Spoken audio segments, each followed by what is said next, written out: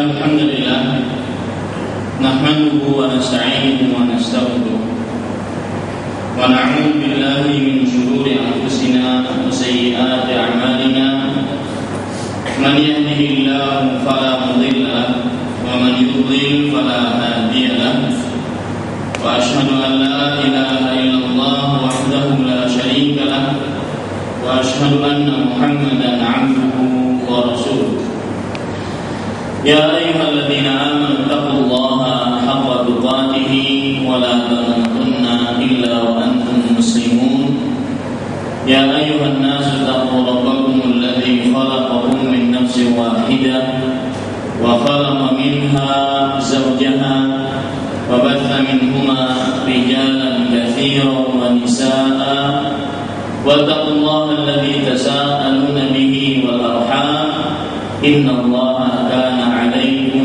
رقيبا يا أيها الذين آمنوا اتقوا الله وقولوا قولا سديدا يصلح لكم أعمالكم ويغفر لكم ذنوبكم ومن يطع الله ورسوله فقد فاز فوزا عظيما أما بعد wahai orang beriman bertakwalah kepada Allah dan berkatalah dengan perkataan yang benar, maka Allah Subhanahu wa ta'ala akan membenarkan seluruh perbuatan kalian dan mengampuni dosa-dosa kalian.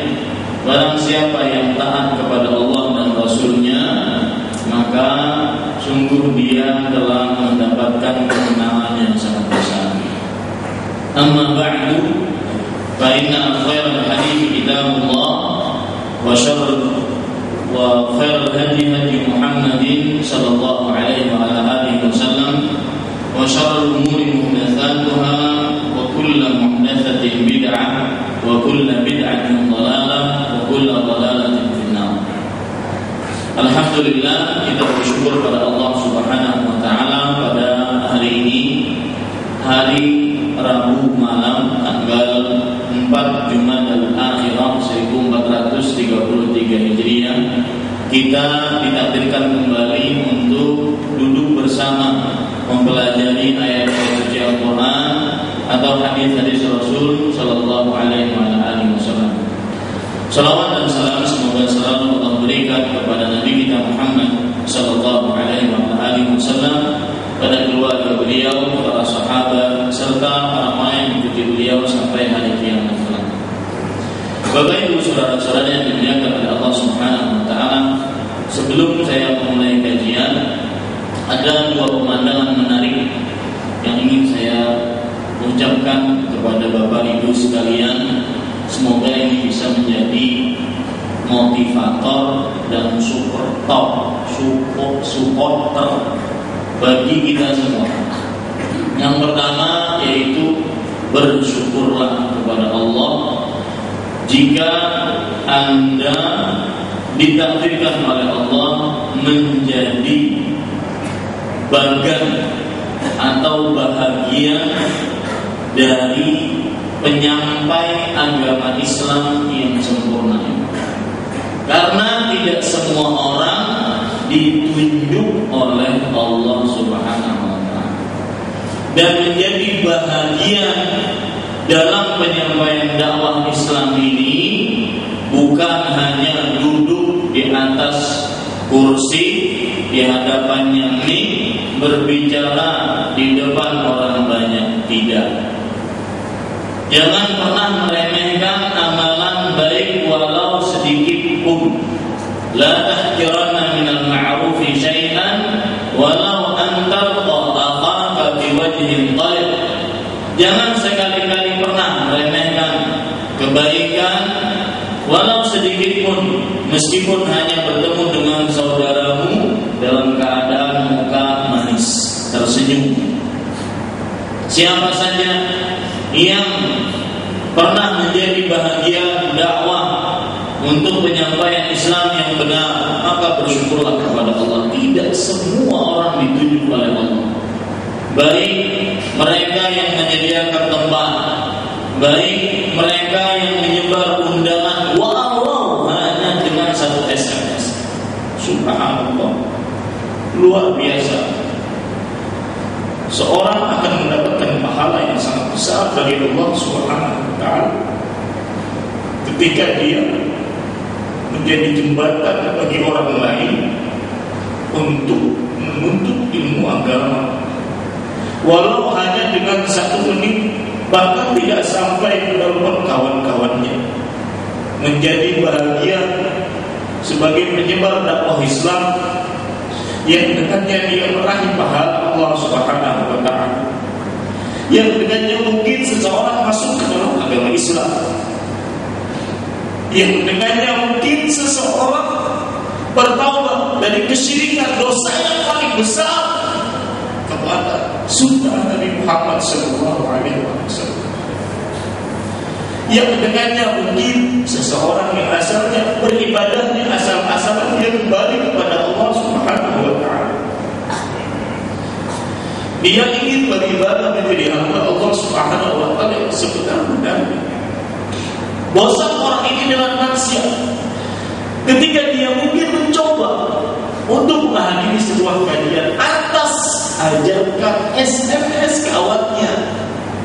Ingat, sekali lagi, mendakwahkan Islam bukan hanya di atas kursi, di hadapan mic, berbicara di hadapan orang lain, menjadi jembatan dakwah untuk orang lain. Itu adalah termasuk daripada berdakwah.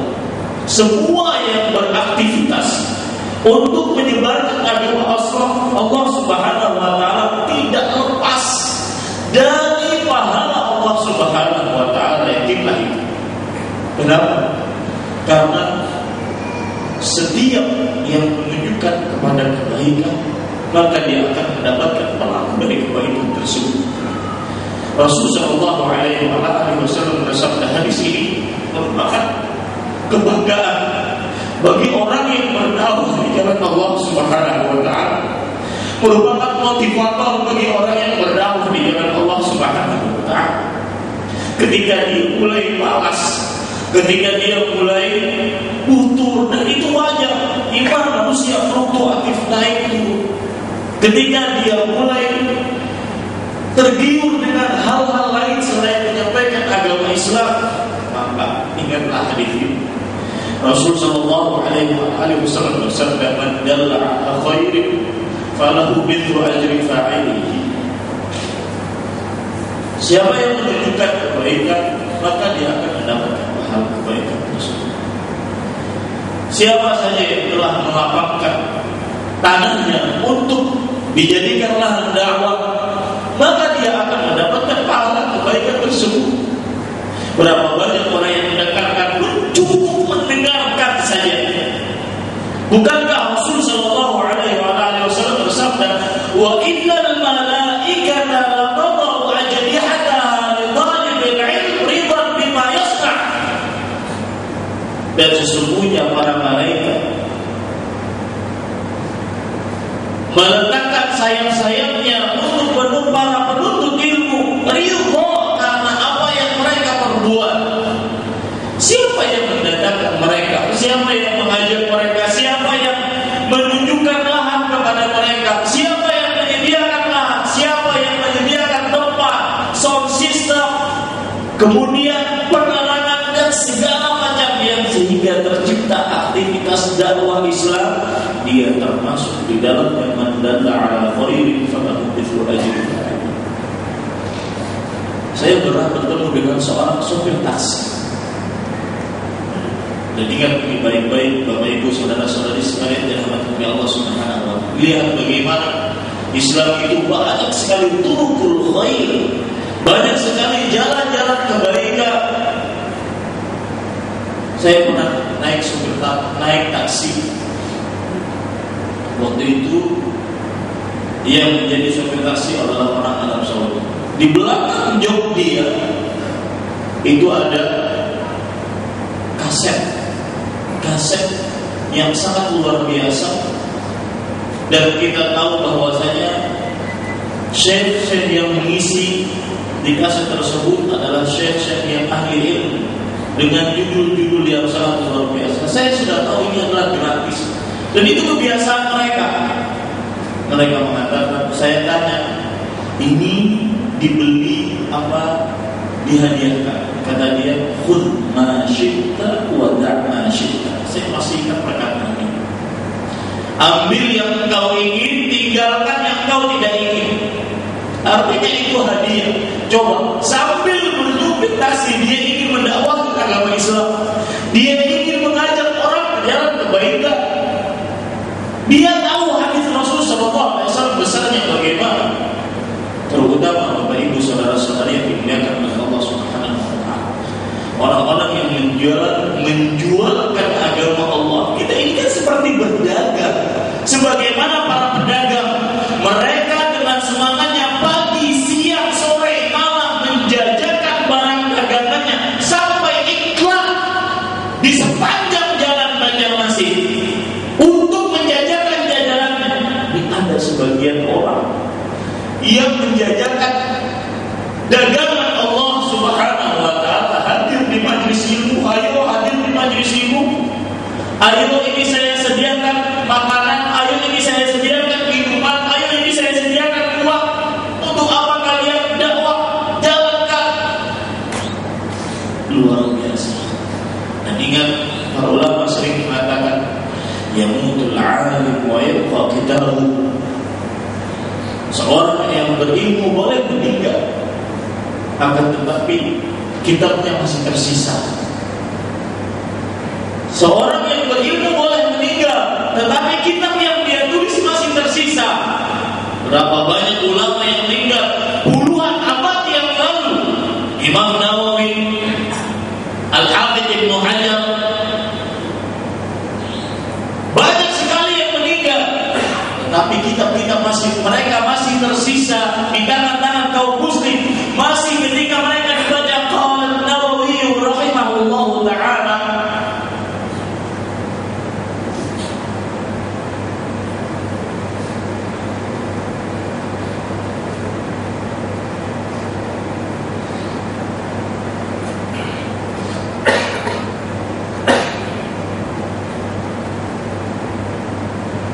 ketika orang membaca kitabnya Imam Nawawi rahimahullahu ta'ala, semoga Allah merahmatinya, berkata, berapa banyak dari ujung barat sampai ujung timur membaca kitab beliau, mendoakan beliau, ya mutul alim wa yaqbidah. Dan pekerjaan Imam Nawawi bukan seorang yang beliau mengerjakan. Di sana banyak anak muridnya, di sana banyak pembantu-pembantunya. Mereka lah orang-orang pahlawan yang tanpa jasa silahkan meraih pahala Allah Subhanahu wa taala. Fastabiqul khairat. Ini Bapak Ibu saudara-saudari yang dimuliakan oleh Allah Subhanahu wa taala. Kemudian pandangan yang kedua, ingat bahwasanya Rasul sallallahu alaihi wasallam pernah bersabda, "Man tawadda'a lillahi rafa'ah." Barang siapa yang merendahkan diri karena Allah Subhanahu wa taala, maka Allah akan meninggikan. Imam Ibnu Baz rahimahullah taala, seorang ulama besar yang mana beliau kebesarannya bukan dengan hartanya, kebesarannya bukan dengan jabatannya, kebesarannya dengan akhlaknya. Salah satu akhlak beliau yang mulia, perhatikan. Ini di dalam dunia ada hal jaza min jinsil amal. Di dunia itu terkenal dengan pahala ganjaran sesuai dengan amal ibadah.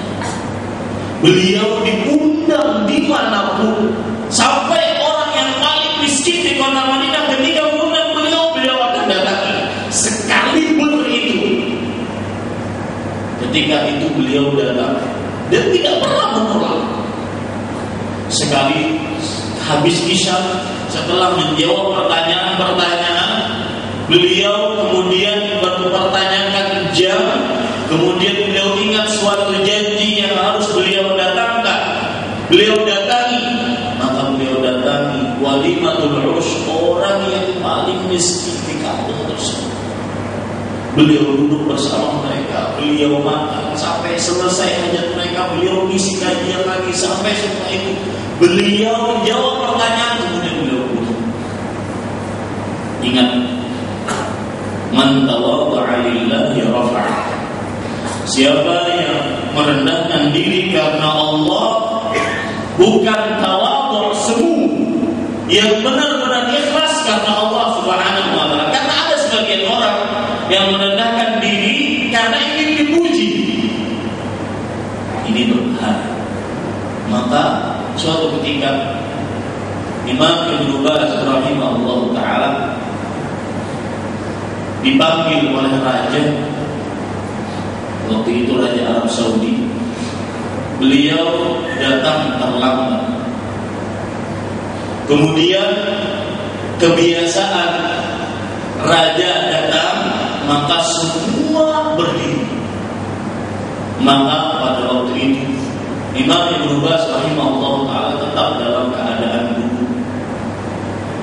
Raja yang pada waktu itu melihat beliau dari atas ke bawah, Imam Ibnu Baz duduk, maka raja turun dari mimbar kemudian menghampiri Imam Ibnu Baz rahimahullah taala dan mengangkat beliau ke podium.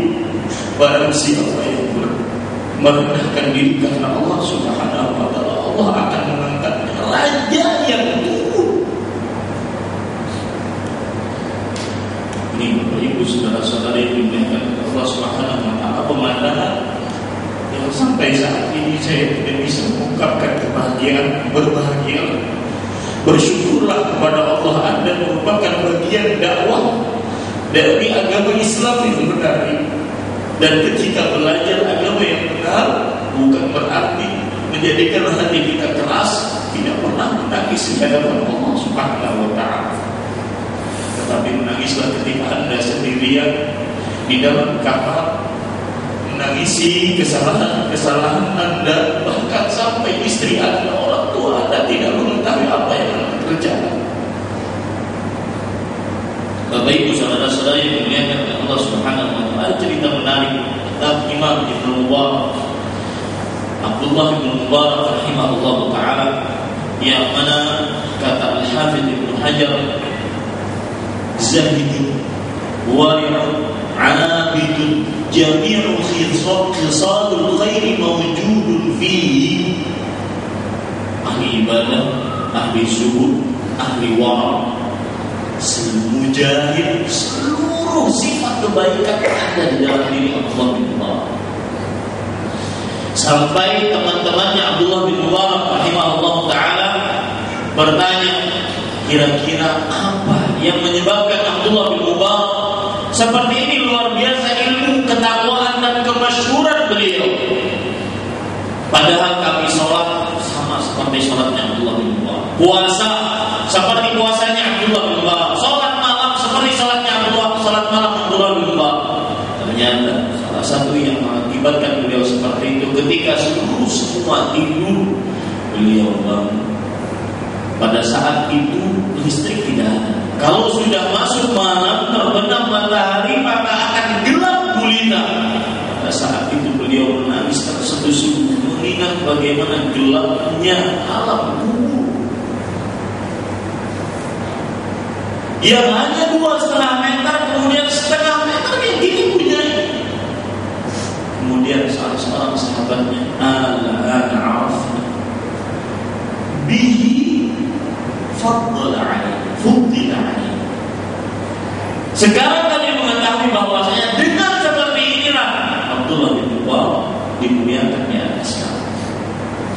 Bapak Ibu saudara-saudara yang dimuliakan oleh Allah Subhanahu wa taala, tema kita pada kesempatan kali ini yaitu yang berkenaan dengan permasalahan seputar sholat berjamaah. Yang pertama, permasalahan ini ketika saya di Damam, saya kumpulkan beberapa teman-teman saya,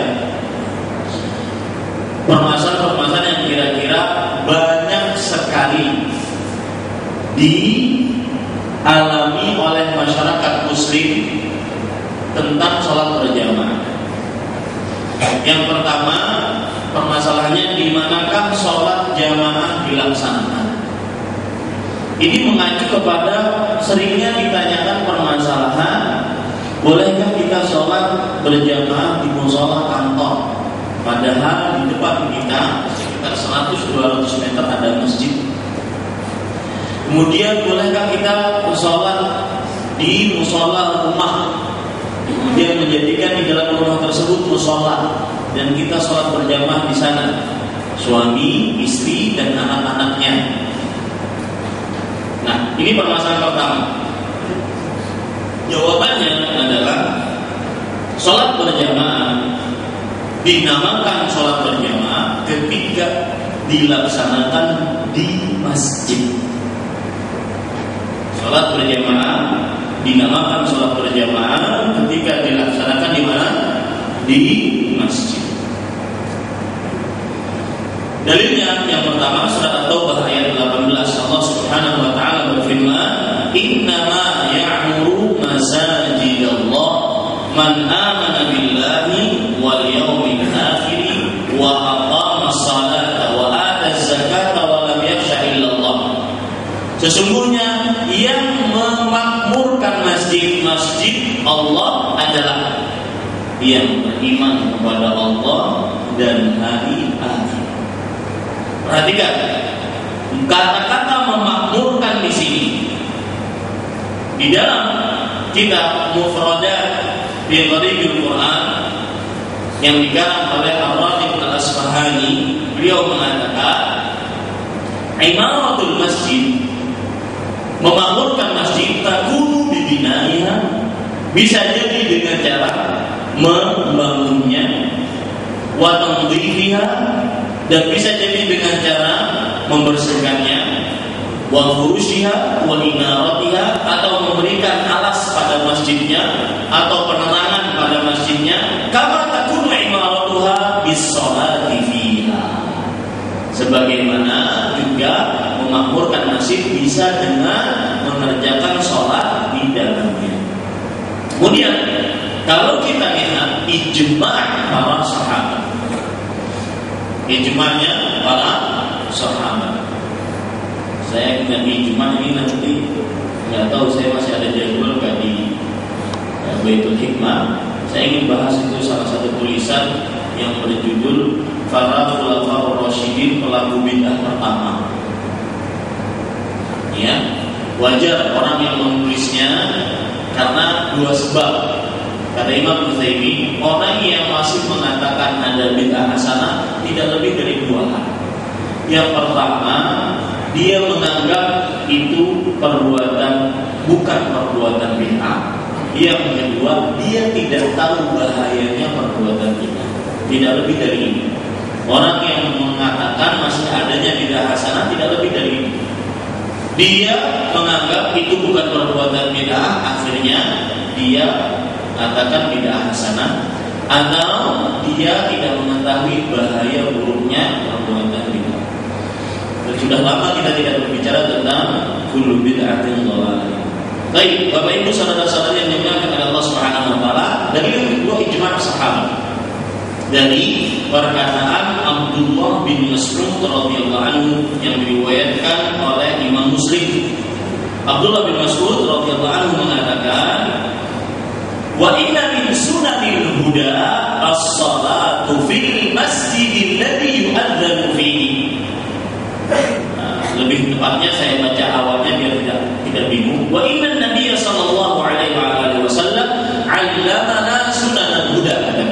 Sesungguhnya Nabi Muhammad SAW mengajarkan kepada kami para sahabat petunjuk-petunjuk yang lurus. Dan wa inna min sunanil huda as-salatu fil masjidil ladzi yu'adzanu fihi. Dan termasuk petunjuk-petunjuk yang lurus adalah salat di dalam masjid yang di dalamnya diadzankan. Ini berarti salat berjamaah. Kemudian dari yang lain yang menunjukkan bahwasanya tempat sholat berjamaah adalah di masjid, yaitu hadis riwayat Muslim juga dari Abdullah bin Mas'ud radhiyallahu anhu, "Wa ma min rajulin yatatahharu fayuhsinu at-tahura thumma ya'midu ila masjidin min hadhihi masajid illa kataballahu lahu bi kulli khatwatin yakhtuha hasanah wa yarfa'uhu biha darajat wa yahuttu 'anhu biha sayyi'ah. Tidak ada seorang pun yang bersuci, berwudu maksudnya, dia sempurnakan wudunya, kemudian dia bermaksud dengan sengaja pergi ke salah satu dari masjid-masjid Allah, melainkan Allah akan menuliskan baginya setiap langkahnya dituliskan satu kebaikan, dan setiap langkahnya diangkat satu derajat, dan setiap langkahnya dihapuskan satu dosa. Nah, ini dari pertanyaan yang kedua, siapakah yang disyariatkan menghadiri sholat berjamaah? Yang disyariatkan menghadiri sholat berjamaah adalah setiap lelaki yang mukallaf. Mukallaf itu maksudnya adalah yang muslim, baligh, berakal. Ya, ini yang mukallaf, muslim, baligh, berakal, dan yang mampu.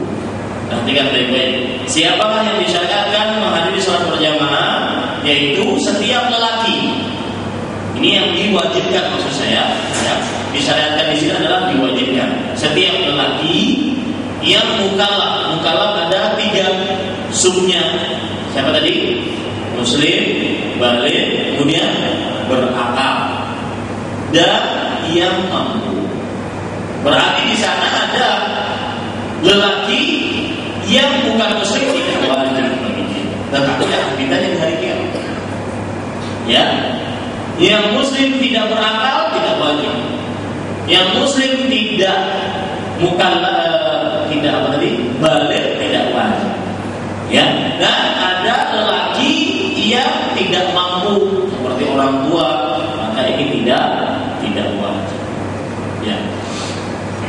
Dalilnya, Bapak Ibu saudara-saudari yang dimuliakan oleh Allah Subhanahu wa taala, yaitu Rasulullah sallallahu alaihi wasallam dalam hadis riwayat Bukhari ingin membakar rumah orang-orang yang tidak menghadiri sholat berjamaah di dalamnya. Tidak jadi Nabi bakar. Kenapa? Karena di dalamnya ada anak-anak, kemudian para perempuan, dan orang-orang yang sudah mundur. Berarti selain ini diwajibkan. Ya. Pertanyaan ketiga, apakah keadaan yang dibolehkan karenanya meninggalkan sholat berjamaah? Keadaan yang karenanya diperbolehkan meninggalkan sholat berjamaah. Ini di beberapa masjid saya sudah bahas. Yang pertama, karena takut dan sakit. Takut dan sakit. Dalam hadis riwayat Imam Ibnu Majah dari Abdullah bin Mas'ud radhiyallahu anhu, Rasulullah sallallahu alaihi wasallam bersabda, "Man sami'a nidaa falam ya'tihi fala salata lahu illa min 'udhrin." Barang siapa yang mendengar azan lalu dia tidak mendatanginya, maka tidak sah sholatnya. Kata-kata tidak sah di sini ada tafsirannya. Tidak ada sholat baginya, maksudnya tidak sempurna sholatnya. Jangan sampai mengambil perkataan yang tidak dipahami ya. Tidak sempurna sholatnya kecuali dengan uzur. Ya, karena la sholat di sini bukan berarti sholatnya tidak sah, tetapi tidak sempurna sholatnya, artinya sangat berkurang pahalanya. Ya. Kemudian uzur yang kedua yang boleh meninggalkan sholat berjamaah karena hujan dan jalan yang licin. Nah, ini mungkin bisa dipraktekkan sesekali di sini. Kalau seandainya hujan, maka imam habis sholat maghrib langsung sholat isya. Praktekkan sunnah Nabi Rasulullah SAW. Ya, jangan anggap itu aneh. Tapi kalau untuk di masyarakat yang belum dijelaskan, maka jelaskan dulu agar tidak terjadi fitnah. agar tidak terjadi kekacauan di tengah kaum muslim. Karena pada itu ajaran mana pula udah menyebutkan tuh. Nah ini ya. Kemudian dalam hadis riwayat Bukhari dan Muslim dari Abdullah bin Mas'ud radhiyallahu anhu, Abdullah bin Abbas radhiyallahu anhu, beliau berkata kepada tukang adzan di hari hujan yang lebat, fi yaumin matir, hari hujan yang lebat, idza qulta asyhadu anna Muhammadan Rasulullah fala taqul hayya 'alas shalah, qul sallu fi buyutikum. Jika engkau mengucapkan asyhadu anna Muhammadan Rasulullah, maka jangan ucapkan hayya 'alas shalah, akan tetapi ucapkanlah sallu fi buyutikum, salatlah kalian di rumah-rumah kalian. Ini menunjukkan hujan, dan karena hujan itu jarang licin, maka diperbolehkan untuk sholat di rumah. Yang selanjutnya, uzur atau alasan yang menjadikan kita boleh untuk tidak sholat berjamaah adalah angin yang kencang pada malam yang gelap gulita dan sangat dingin. Dalam hadis Abdullah bin Umar radhiyallahu anhu riwayat Bukhari dan Muslim, bahwa Abdullah bin Umar radhiyallahu anhu, jika terjadi malam sangat dingin, ada angin kencang, beliau mengatakan ala sallu fi halikum. Ingatlah kalian semua, artinya kalian sholat di rumah-rumah kalian. Nah ini. Kemudian termasuk yang alasan yang boleh tidak menghadiri sholat berjamaah, ketika dikumandangkan adzan atau iqamah, maka dihidangkan makanan. Ya, dihidangkan apa? Makanan. Dan diri kita pada saat itu menginginkan benar-benar makanan tersebut. Maka ini lebih baik kita makan dulu, baru setelah itu kita menghadiri sholat berjamaah. Tapi jangan dikondisikan seperti itu. Ya, dan ini juga pas hendak iqamah, nah makasih biar makan. Ini jangan, karena ini keadaan yang bertepatan, bukan yang dibiasakan. Dalam hadis riwayat Bukhari dan Muslim, Rasul sallallahu alaihi wasallam bersabda, "Idza kana ahadukum 'ala at-ta'am fala ya'jal hatta yaqdiya hajatahu minhu wa in uqimatis shalah." Subhanallah. Indahnya Islam itu mudah, subhanallah. Saya pernah mengisi kajian dengan judul Islam itu mudah. Hanya kaum muslim yang mempersulit ajaran Islam. Hanya sebagian orang yang tidak bertanggung jawab untuk mempersulit ajaran Islam.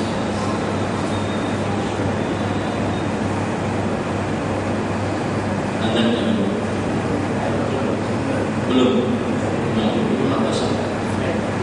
Jika salah seorang di antara kalian, ya, di hadapan makanan, maka jangan dia tergesa-gesa sampai selesai hajatnya dari makanan tersebut. Wa in uqimatis shalah, meskipun diiqamahkan salat, karena ada urusan, ya, patin makan. Harus makan dulu. Agar apa? Salatnya khusyuk. Agar salatnya kita benar-benar menghadap kepada siapa? Allah Subhanahu wa ta'ala. Kemudian uzur yang selanjutnya yaitu ketika menahan dua kotoran, kencing atau buang air besar. Maka ini diperbolehkan untuk terlambat dari sholat berjamaah atau tidak menghadiri sholat berjamaah. Kalau seandainya sudah tidak ada memungkinkan untuk menghadiri sholat berjamaah. Hadis riwayat Muslim, Rasul sallallahu alaihi wasallam bersabda, "La salata bi hadratil ta'am wa la huwa yudafi'ul akhbathan." Tidak ada sholat ketika makanan dihidangkan dan ketika menahan dua kotoran, buang air besar atau buang air kecil. Nah, kemudian Bapak Ibu saudara-saudara yang dimuliakan oleh Allah Subhanahu wa taala, permasalahan keempat, haruskah muadzin yang mengiqamahkan sholat? Maka jawabannya tidak harus, tetapi lebih baik muadzin. Kenapa? Karena tugas adzan itu adalah tugas yang sudah ditentukan sebenarnya dalam syariat Islam. Siapa yang muadzin dan siapa yang iqamah ini sudah ditentukan sebenarnya di setiap masjid, sehingga sholatnya kaum muslimin terjadi secara tetap. Dan itu yang terjadi di zaman Rasulullah SAW. Tidak ada yang mengiqamahkan sholat kecuali siapa? Yang mengumandangkan adzan. Tetapi itu pun tidak ada nas tegas dari Rasulullah SAW harus muadzin. Tetapi keutamaannya adalah orang yang muadzin. Yang kelima, apakah batasan akhir untuk mendapatkan satu rakaat dalam sholat berjamaah? Maka jawabannya, batasan akhir adalah ketika ruku. Ya, batasan akhir ketika apa? Ruku. Dalilnya apa? Dalam sebuah hadis riwayat Imam Abu Dawud dari Abu Hurairah radhiyallahu anhu, Nabi Muhammad sallallahu alaihi wasallam bersabda, "Idza ji'tum ila shalah wa nahnu sujudun fasjudu wa la ta'udduha syai'an. Wa man adraka rak'ah faqad adraka shalah." Nah, ini ada jawaban dari beberapa pertanyaan nantinya. Jika kalian mendatangi sholat dan kami, yaitu imam dan makmumnya, lagi dalam keadaan sujud, maka kalian yang terakhir masbuk tadi, hendaklah kalian sujud bersama kami. Dan jangan itu dianggap apa-apa dalam jumlah bilangan rakaat. Jadi kalau seandainya kita datang ke sebuah jamaahnya dalam keadaan duduk di antara dua sujud, langsung takbiratul ihram Allahu Akbar, langsung duduk. Ya, duduk mana? Duduk mengikuti imam dan makmum-makmumnya. Ini dalam hadis riwayat Tirmidzi ada lafaz yang lain. Idza ataitum wal imam ala halin fasna'u kama yasna'ul imam. Jika kalian datang, maksudnya ke sholat berjamaah, dan imam dalam sebuah keadaan, maka berbuatlah sebagaimana yang dilakukan oleh si imam. Yang diriwayatkan di Sahih. Ini juga menunjukkan jawaban yang sering ditanyakan, kita itu menghadang imam berdiri kah, atau menghadang imam, atau langsung masuk dalam rakaat bersama imam. Entah imamnya lagi ruku kah, entah imamnya lagi sujud kah, entah imamnya lagi duduk di antara dua sujud. Maka jawabannya takbiratul ihram itu pasti. Kemudian langsung bergerak bagaimana pergerakan imam dalam keadaan itu. Nah, ada yang bertanya lagi, takbirkah tidak ketika bergerak setelah takbiratul ihram? Maka boleh dua-duanya. Boleh takbir, boleh tidak. Ya, kenapa? Karena yang paling penting itu adalah apa? Takbiratul ihram. Karena Rasulullah sallallahu alaihi wasallam bersabda, "Miftahuhat takbir." Kunci sholat itu tidak bisa dibuka kecuali dengan takbiratul ihram. Wallahu a'lam. Kemudian, nah, jawaban tadi batasan akhir untuk mendapatkan satu rakaat dalam sholat berjamaah, wa man adraka raka'ah faqad adraka shalah. Siapa yang mendapati ruku, maka dia sudah mendapati satu rakaat. Jadi begitu. Batasannya apa? Ruku. Kalau tergesa-gesa, Pak, asal mendapati asal ada masalahnya. Bingannya pas urut handak ini maknya Islam ya Allah aja. Tapi ini tangan sudah sampai di paha, hampir ditutup lagi. Nah, pokoknya dalam keadaan seperti ini ambil kaidah al-yaqinu la yuzalu bisyakk. Keyakinan tidak bisa dihilangkan dengan sebuah keraguan-raguan. Yakin kita apa? Sampai atau tidak sampai? Ya, kalau tidak sampai jangan disampai-sampaikan. Ya, maka katakan itu bahwa saya tidak sampai.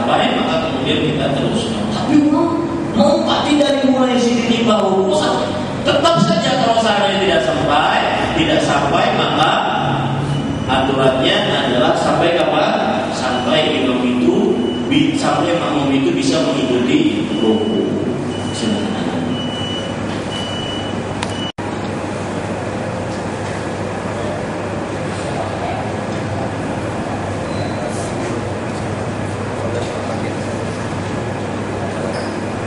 Ya, sambil makan lah. Silakan, Bapak Ibu saudara-saudari yang dimuliakan oleh Allah Subhanahu Wa Taala.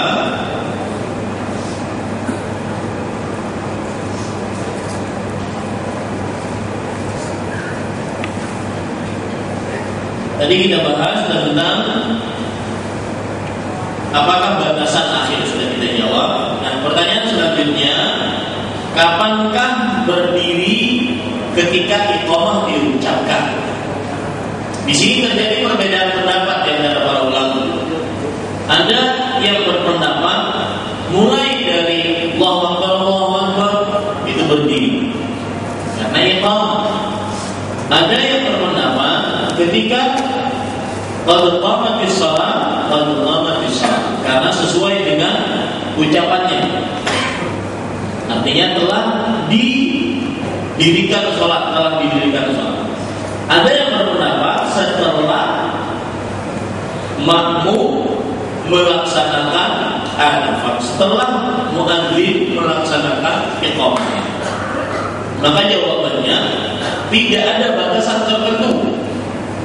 Apakah seorang makmum bangun ketika diiqamahkan sholat, ketika awal iqamah atau akhir atau pertengahan? Yang jelas ketika iqamah dikumandangkan maka dia bangun. Dalilnya apa? Coba perhatikan dalilnya. Ada pendapat lain lagi yang disebutkan di dalam kitab Al-Muwatta yang dikarang oleh Imam Malik rahimahullah taala, bahwa itu sesuai dengan keadaan manusia. Karena di antara manusia ada yang kurus, ada yang gemuk, ada yang tua, ada yang muda. Sesuai dengan keadaan manusia, kapan dia bangun? Mudahnya yang jelas ketika iqamah dia bangun. Nah ini dalilnya, yaitu sebuah hadis riwayat Imam Bukhari dan Muslim dari Abu Qatadah radhiyallahu anhu.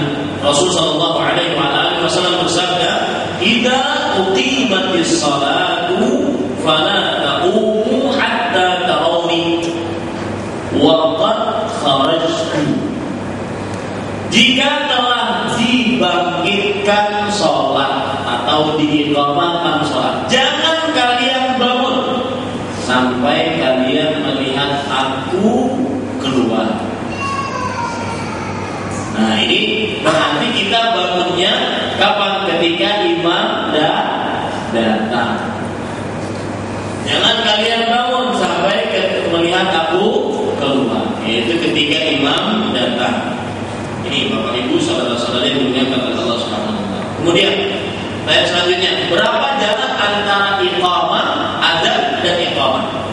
Nah ini penting. Pertama, kadang-kadang di kita tidak mengenal adanya jarak antara adzan dengan iqamah. Yang kebiasaan di daerah yang ada antara jarak adzan dan iqamah, maka mereka merasa selalu terlambat sholat berjamaahnya.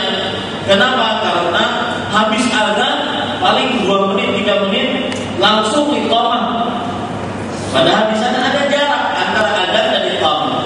Makanya Imam Bukhari rahimahullah taala beliau membuat bab di dalam kitab sahih beliau, babun kam bainal adzan wal iqamah. Bab berapa jarak antara adzan dan iqamah.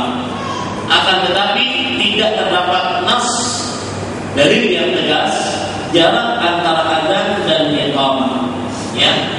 Karena ada memang jarak antara adzan dan iqamah. Kalau boleh kita ingin ambil, yaitu 2 rakaat antara adzan dan iqamah. Kenapa? Karena Rasulullah sallallahu alaihi wasallam bersabda dalam hadis riwayat Bukhari, "Baina kulli adzanaini shalatun, baina kulli adzanaini shalatun." Artinya di antara dua adzan, yaitu adzan dan iqamah, ada sholat 2 rakaat.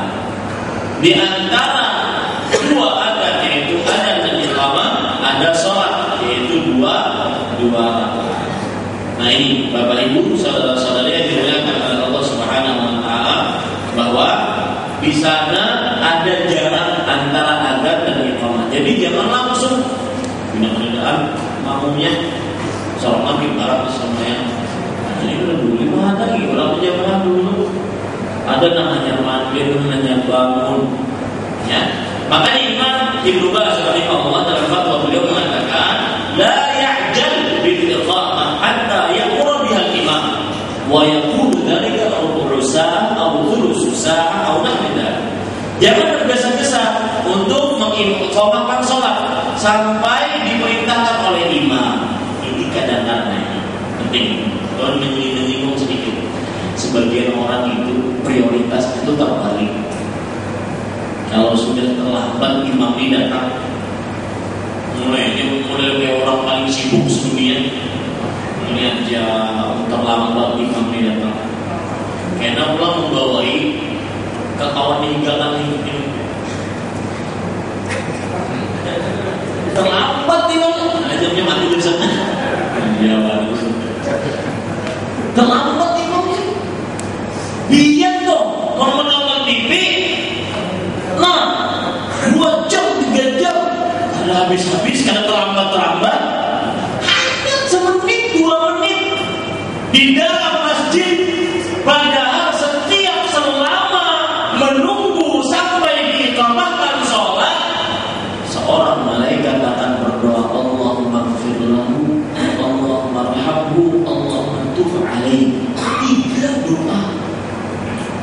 Ya Allah ampuni, ya Allah rahmati, ya Allah berikan taubat kepada dia.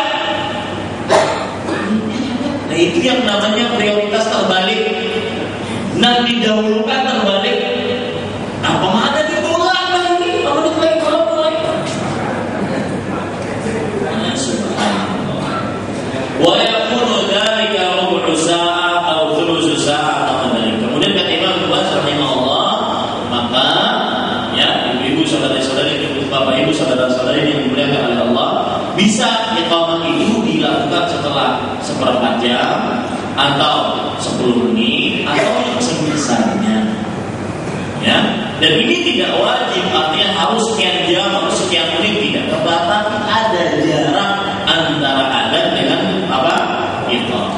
Wallahu a'lam. Adakah adzan dan iqamah untuk sholat berjamaah para wanita?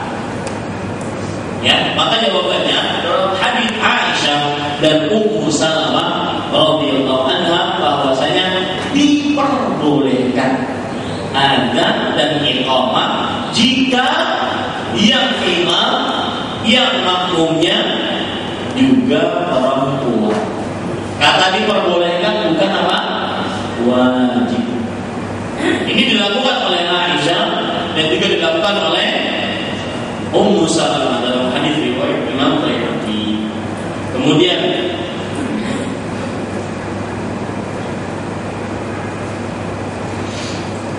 apa hukum adzan kedua setelah imam masuk mimbar pada sholat Jumat? Adzan kedua setelah imam masuk mimbar pada sholat Jumat. Jadi ini yang terjadi di tengah masyarakat. Yaitu kalau di zamannya Umar bin Khattab, Utsman bin Affan radhiyallahu anhu bukan seperti yang kita kerjakan sekarang. Ada adzan pertama dan ada adzan kedua. Di zamannya Utsman bin Affan jauh sebelum waktu sholat Jumat dilaksanakan adzan pertama. Ya kira-kira 1 jam, 1 jam setengah. Ya. Dilakukannya pun bukan di masjid, tetapi di daerah yang bernama Zawrah, dan itu adalah pasar. Zawrah, pasar. Jadi muadzinnya terus ke pasar bertakbir. Itu yang disebut orang-orang yang tidak paham tentang bid'ah mengatakan khulafaur rasyidin. Jadi mulai Abu Bakar, Umar, Utsman, Ali bin Abi Thalib itu pelaku bid'ah.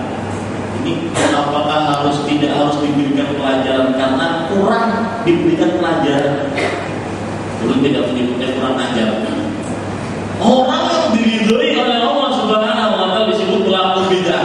Bayangkan kan, pelaku bid'ah itu dihalangi taubat. Pelaku bid'ah itu tidak mendapatkan telaga. Pelaku bid'ah itu berarti menuduh, mengkhianati Rasulullah. Apakah pantas itu dicapkan kepada khulafaur rasyidin? Nah, maka kita masih berhusnuzon kepada sidina penulis itu. Mudah-mudahan sidinnya ada paham. Makanya harus dipahamkan. Ya, ini Bapak Ibu saudara-saudari yang dimuliakan oleh Allah Subhanahu wa taala. Baik. Nah, apakah hukum adzan kedua setelah imam masuk mimbar pada sholat Jumat? Kalau di zaman Utsman bin Affan tadi di pasar ada setelah adzan orang ingat ini hari Jumat, karena kalau keasikan di pasar hari Jumat ini. Nah, makanya diingatkan dengan adzan. Baru setelah itu mereka menutup, mulai sedikit-sedikit menutup itu. Pun masih dalam terlambat. Imam innal hamdalillah hanya bertutup. Alhamdulillah, belum sih. Nah, itu setelah dikumandangkan adzan segala macam. Nah, Bapak Ibu saudara-saudara yang dimuliakan oleh Allah Subhanahu wa taala, setelah itu pas masuk waktu sholat Jumat baru dikumandangkan, baru imam naik ke atas mimbar, baru adzan sholat Jumat. Nah, itu yang terjadi di zaman Utsman bin Affan ketika beliau menjadi khalifah. Dan ini bukan bid'ah. Meskipun tidak di zaman Rasulullah SAW, bukan bid'ah. Satu, kita diperintahkan untuk mengikuti sunnahnya khulafaur rasyidin. Yang kedua, itu adalah ijma' dari para sahabat. Tidak ada satu orang pun yang mengingkari Utsman bin Affan radhiyallahu anhu. Dan Nabi Muhammad SAW bersabda, la tajtami'u ummati 'ala umatku tidak akan bersepakat di dalam kesesatan, terutama para sahabat yang mendapatkan gelar radhiyallahu anhum. Ini bagaimana kalau bisa dikatakan saya aneh? Kadang-kadang itu yang saya bilang, sering saya bilang, orang berbicara tentang agama seenak perutnya sendiri. Coba ditakoni obat sakit gigi apa ada begini jawab, datangi dokter spesialis biar. Tetapi berbicara agama sok tahu, hati-hati, karena kita seakan-akan menandatangani atas nama siapa? Allah Subhanahu wa taala. Nah, apa hukum adzan kedua setelah imam masuk pada sholat? Maka jawabannya Bapak Ibu saudara-saudara sekalian, adzan kedua yang dimaksudkan di sini adalah adzan yang pertama sebenarnya di zaman Rasulullah SAW. Karena kalau di zaman sekarang jaraknya sedikit sekali, ya, tidak mengena seperti ijtihadnya Utsman bin Affan radhiyallahu anhu. Nah, makanya ini akan berkaitan dengan nanti yang disebutkan dalam permasalahan selanjutnya. Adakah sholat qabliyah setelah adzan kedua di hari ini? Ingat, adzan kedua ini yang seperti kita gawi sekarang, bukan yang seperti di zaman siapa? Utsman bin Affan. Maka jawabannya, ya, coba lihat, tidak ada qabliyah setelah adzan kedua di zaman kita sekarang ini. Nah, kalau zaman kita sekarang ini apa yang terjadi? Adzan Allah Akbar, misalkan kira-kira 10 menit lagi adzan zuhur ada.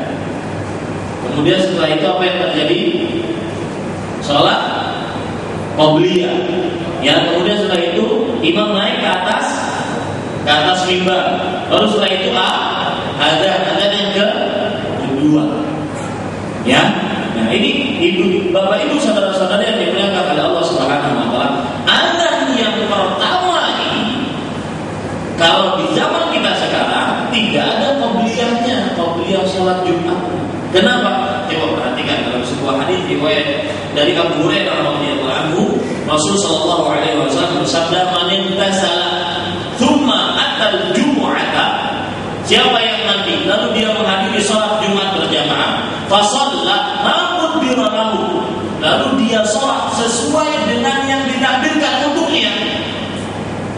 yang disunahkan itu adalah datang masjid kapan saja dia sholat.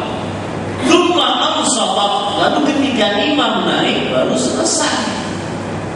Tidak ada yang namanya setelah adzan pertama atau adzan kedua qobliyah Jumat. Paham enggak? Ya, ini Bapak Ibu saudara-saudara yang dimuliakan oleh Allah Subhanahu wa taala. Jadi yang ada datangi masjid sampai kapan kita di masjid, misalkan jam 11, setengah 11, setengah 12, sholat sesuai dengan kemampuan dan yang ditakdirkan oleh Allah Subhanahu wa taala. Sampai imam naik ke atas mimbar baru kita berhenti. Itu yang disunahkan pada hari sholat Jumat. Wallahu a'lam. 11. Ketika masuk masjid saat adzan, haruskah kita berdiri menunggu hingga adzan selesai sebelum melaksanakan tahiyatul masjid? Ini juga adalah ketika hari Jumat, imam Assalamualaikum warahmatullahi wabarakatuh, duduk. Kemudian apa? Ada orang datang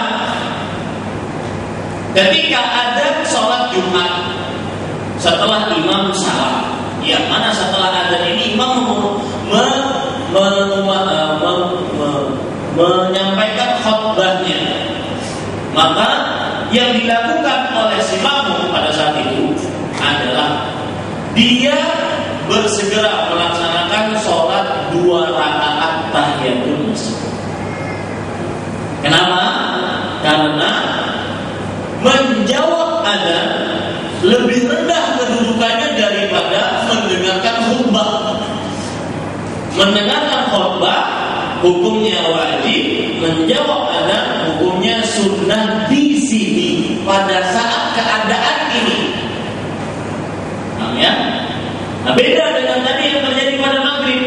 Ulun baru datang, adzan dikumandangkan. Kita tunggu. Bagaimana? Kenapa? Karena sholat tahiyatul masjid bisa dikerjakan setelah menjawab adzan maghrib.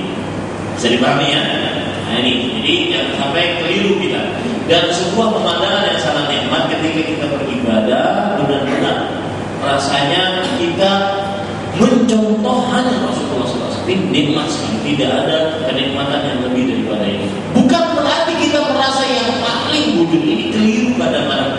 Orang yang tidak suka dengan dakwah sunnah ini keliru. Kadang-kadang kita merasa dituduh sok paling benar, sok paling suci, sok yang paling tidak. Tetapi kita berusaha untuk memaksimalkan ibadah kita sesuai dengan contoh Rasulullah SAW.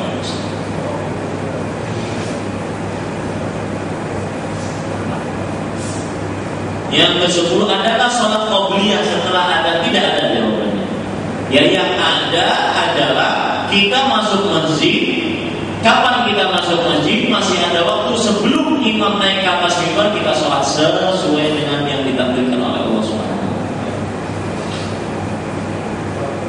Kemudian, apakah ucapan yang diucapkan imam untuk meluruskan saf?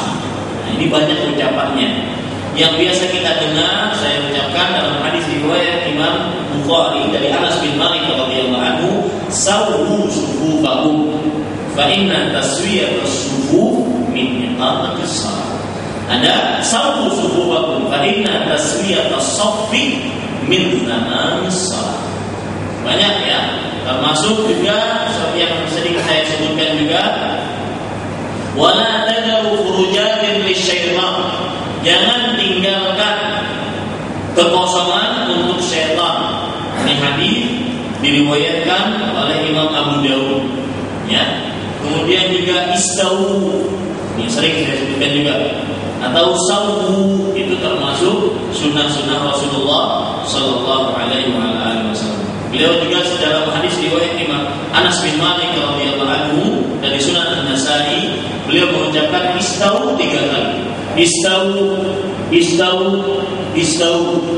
Ini biasa dilakukan oleh ketua ahli fatwa kerajaan Arab Saudi saat sekarang ini juga seperti itu. Beliau hanya 3 kali. Ya, Masjidil Haram punya seperti itu.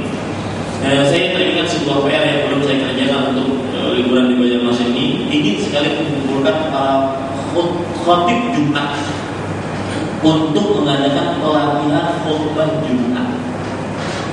Nah, ini bagaimana caranya? Silakan turun tinggal sedikit. Di manakah posisi makmum? Ya, di manakah posisi makmum? Posisi makmum, perhatikan baik-baik.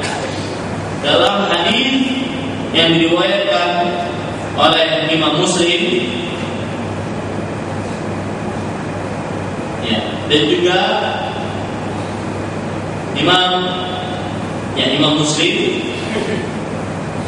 Abdullah bin Abbas radhiyallahu anhu berkata, faqama an-nabiy sallallahu alaihi wasallam yusalli faqultu an yasarihi fa aqada bi udunayya fa adarani an yamini. Artinya posisi makmum ketika menjadi makmum itu bagaimana? Kalau makmumnya satu, kita sekarang berbicara kalau makmumnya satu, maka posisi makmum adalah di sebelah kanan imam, tepat sejajar. Jadi jangan kadang mau lawan sejajar, lawan imam, bisa jajar imam, berubahnya ke belakang, sejajar imam berubah ke belakang. Ada sejajar ini Pak, jangan nyalain. Ya.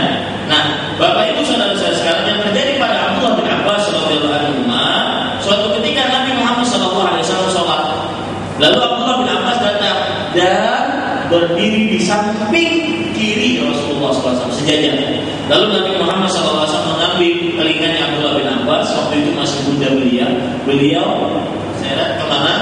Ke kanan, sejajar dengan Rasulullah SAW. Kemudian sekarang belum bertahu, kalau posisi makmum di saf kedua, mau mulai saf dari mana? Misalkan kalau kita mulai ini saf pertama, kita mulai safnya di mana? Imam, kemudian makmum. Makmumnya di mana? Sebelah kanan kah? Sebelah tengah kah? Atau sebelah kiri kah? Sebelah tengah. Apa? Kalau seandainya makmumnya cuma dua, sini dibujuk makmum berdua, ya. Kemudian ini tidak benar. Tetapi yang dimulai di mana? Di tengah. Ya. Nah, kalau seandainya di saf kedua memulai, maka seperti itu pula.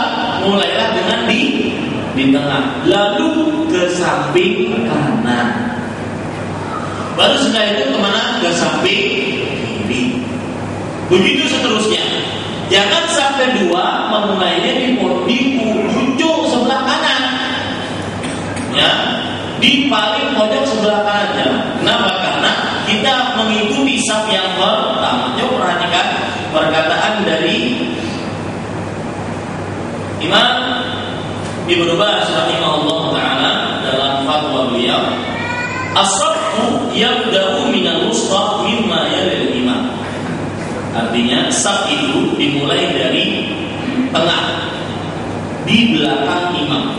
Wa yaminu kullu safin afdalu min yasari. Dan kanannya saf lebih utama daripada kirinya saf. Karena dalam hadis yang disahihkan oleh sebagian ulama hadis bahwasanya innal malaikata yusalluna ala mayaminis saf. Sesungguhnya para malaikat bersalawat atas orang-orang yang di saf kanan. Jadi kalau seandainya kita ingin memulai saf, maka dari belakang, tepat di belakang imam, baru ke kanan, baru setelah itu apa? Ke kiri. Ya. Wal wajib alla yabda'u fi shaffin hatta yakmul alladhi qablahu. Yang wajib dilakukan, tidak boleh dia menambah saf sampai saf yang sebelumnya sempurna. Ya, sampai saf yang sebelumnya sempurna. Ya. Kemudian Bapak Ibu saudara-saudara yang dimuliakan oleh Allah Subhanahu wa taala, kalau ada perempuan, ada anak kecil, maka bagaimana? Yang pertama, imam laki-laki, ya. Kemudian setelah itu termasuk di dalamnya adalah anak lelaki. Anak lelaki. Baru setelah itu perempuan, dan termasuk di dalamnya anak perempuan. Kalau seandainya ada imam, ya lihat jumlah makmumnya, imam, anak-anak tetapi lelaki, kemudian para perempuan. Bagaimana si anak lelaki ini? Maka imam dulu, baru setelah itu anak-anak lelaki, baru setelah itu para perempuan. Nah itu begitu posisi makmum. Apa hukum sholat sendirian di belakang saf? Nah ini banyak terjadi. Jadi ini ketinggalan, biasa di saf jamaahnya cuma satu saf misalkan.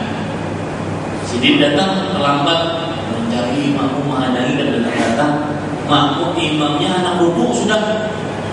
Apa yang dia lakukan? Hendak dikajali karena cukup dua safnya nih. Jauhilah. Tarik. Pas yang ditarik kada paham. Apa aku harus banyak? Iya. Sudah timbul rami. Kada sembahyang jamaah lagi. Maka imamnya nyautin, woi jangan ribut.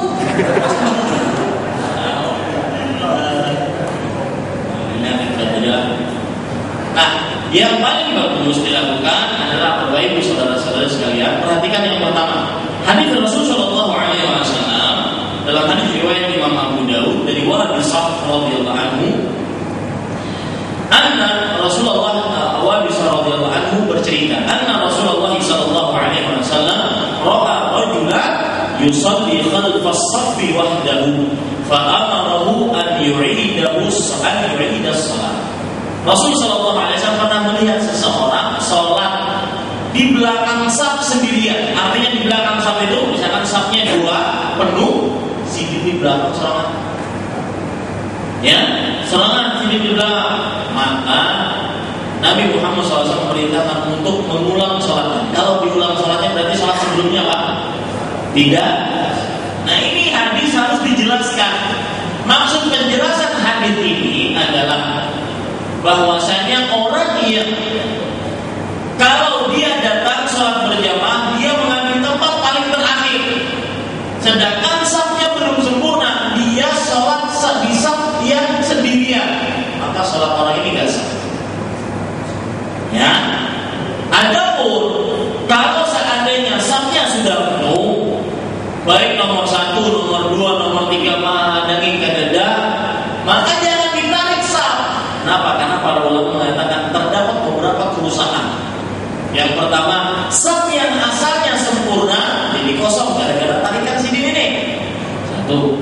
Yang kedua, mengakibatkan terjadinya kericuhan, kekacauan di dalam sholat berjamaah. Yang ketiga, mengakibatkan bergerak yang tidak ada manfaatnya dalam sholat berjamaah. Maka diperbolehkan bagi orang ini kalau sudah berusaha semaksimal mungkin untuk mencari saf, dia sholat di belakang sendirinya. Bisa dipahami ya? Nah, yang dilarang oleh Rasulullah SAW sampai diperintahkan mengulang sholat adalah orang yang apa? Safnya belum sempurna, dia malah mengambil tempat saf sendirian di belakang. Allah. Ya. Kemudian Bapak Ibu saudara-saudara yang dimuliakan oleh Allah Subhanahu wa taala, termasuk permasalahan di dalam sholat berjamaah. Saya menyinggung sedikit tentang sholat berjamaah imam wanita. Boleh para wanita berjamaah dan imamnya wanita juga boleh. Dan di manakah posisi imam wanita jika mengimami para perempuan? Dan kata-kata boleh ini bukan berarti wajib, bukan berarti dianjurkan, boleh. Ya, karena ini dilakukan oleh para sahabiat, di antaranya Aisyah dan juga Ummu Salamah, seperti yang saya ceritakan tadi dalam hadis riwayat Musannaf Ibnu Abdul Razzaq, kemudian Musannaf Ibnu Abi Syaibah dan Imam Baihaqi. Nah, posisi imamnya bagaimana? Aisyah radhiyallahu anha ammat niswatan fil maktubati fa ammathunna bainahunna wasatan. Bahwasanya radhiyallahu anha pernah mengimami sholat wajib malam. Sholat wajib di antara para perempuan, maka Aisyah mengimaminya di tengah-tengah. Jadi saf bukan di depan, tetapi di tengah saf pertama, sejajar dengan saf pertama. Ya, ini sejajar. Dan ini yang juga dilakukan oleh Ummu Salamah radhiyallahu anha. Permasalahan selanjutnya, bolehkah bermakmum dengan berbeda niat sholat? Nah, ini yang sering ditanya. Sholat sendirian berpindah jadi imam. Asalnya sholat sendirian berpindah jadi imam. Apakah dia sholat wajib pada saat itu atau sholat sunnah digawil oleh imam, digawil oleh makmum, atau disandingi oleh makmum yang akhirnya dia berubah menjadi imam? Maka jawabannya boleh. Dalam hadis yang diriwayatkan oleh Imam Muslim dari Anas bin Malik radhiyallahu anhu, beliau bercerita, karena Rasulullah sallallahu alaihi wasallam yusalli fi Ramadan. Nabi Muhammad SAW salat di bulan Ramadan. Lalu kata Anas, fajitu faqumtu ila janbi, lalu aku duduk, aku datang dan berdiri di samping Nabi Muhammad SAW. Wajah rajulun akhar faqama aidan hatta kunna rahban.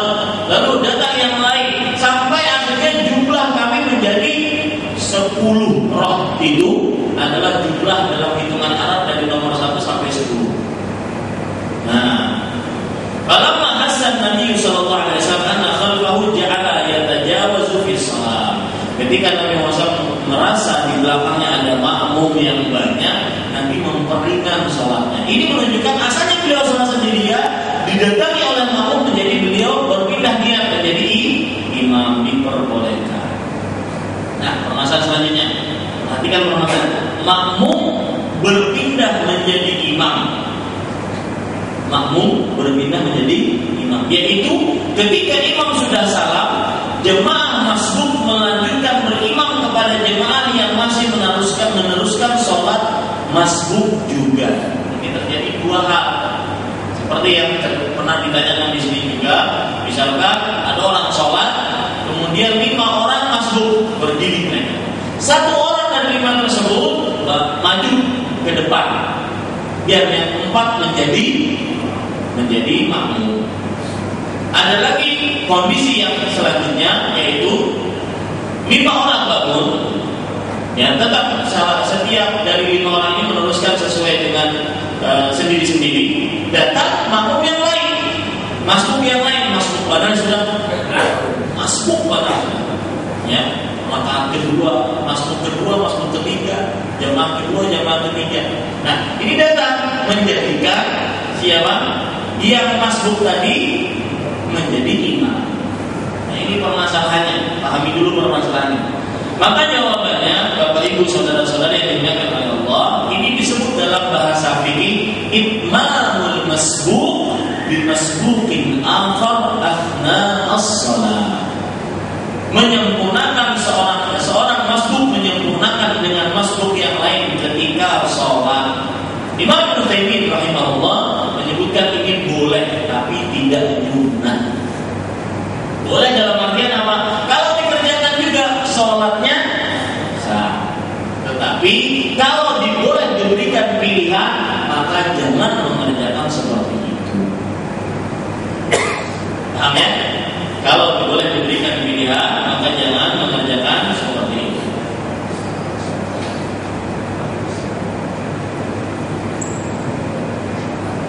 Nah, imamnya musafir, makmumnya mukim, atau kebalikannya, makmumnya musafir, imamnya mukim, maka dua-duanya boleh. Kenapa? Karena Nabi Muhammad SAW, Umar bin Khattab radhiyallahu anhu, beliau ketika datang ke kota Mekah untuk mengerjakan umrah, beliau mengatakan kepada penduduk kota Mekah, ya ahla Makkah, atimmu salatakum fa inna qaumun sabab. Wahai penduduk kota Mekah, aku jadi imam.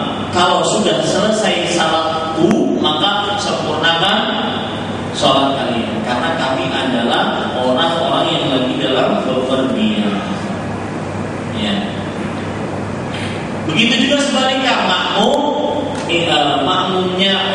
imamnya musafir, imamnya muqim, kemudian makmumnya musafir, diperbolehkan ini. Allah. Apakah makmum membaca Al-Fatihah di belakang imam? Banyak kan ditanyakan ya. Nah, maka jawabannya yaitu terjadi perbedaan pendapat di antara ulama.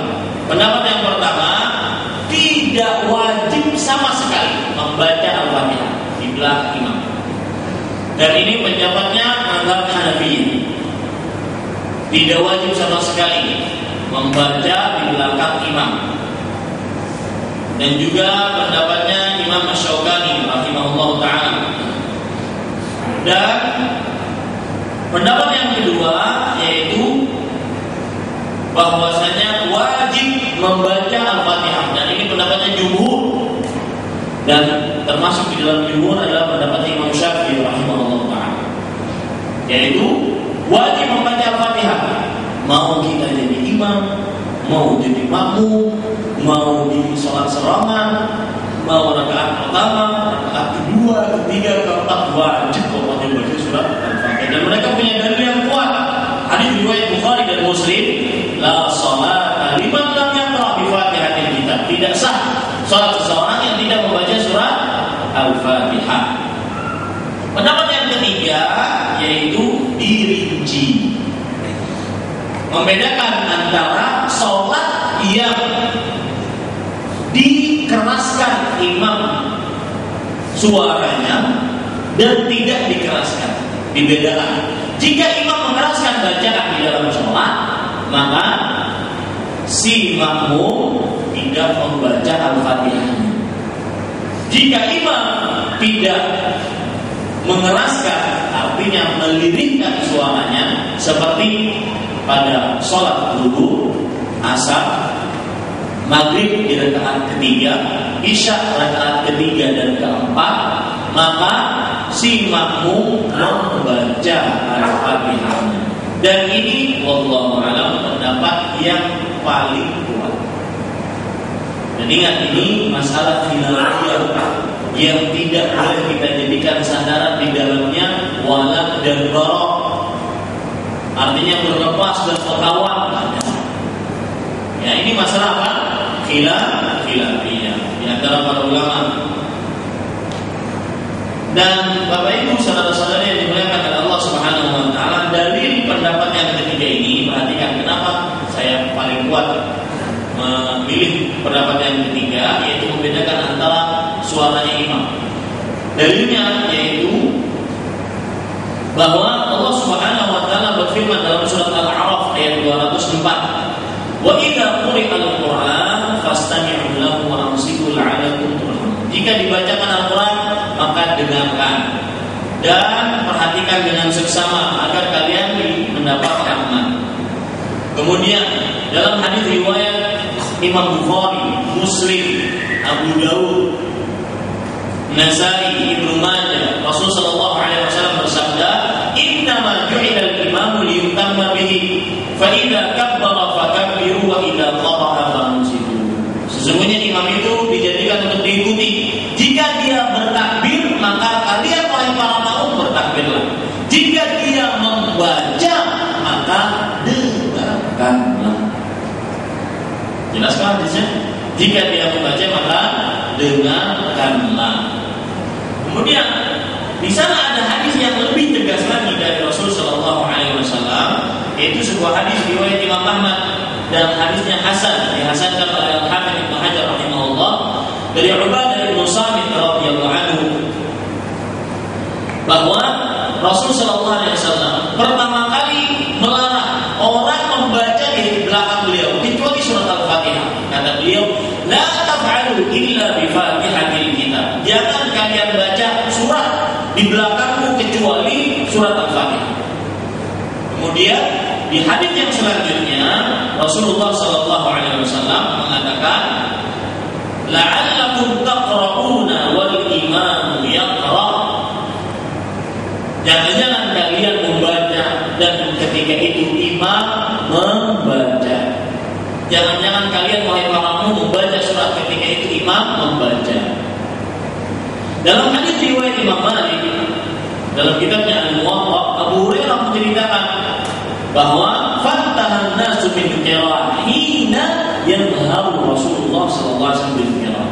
Manusia berhenti dari membaca surat apapun sampai Al-Fatihah ketika Rasulullah SAW mengeraskan bacaannya. Jelas telah jawabannya. Ini Bapak Ibu saudara-saudara sekalian yang dimuliakan oleh Allah Subhanahu wa taala. Itu kiranya yang bisa disampaikan. Apa yang baik dari Allah Subhanahu wa taala, apa yang buruk dari kami pribadi manusia biasa.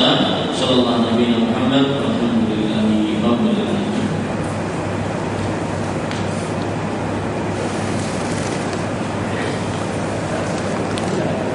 alamin.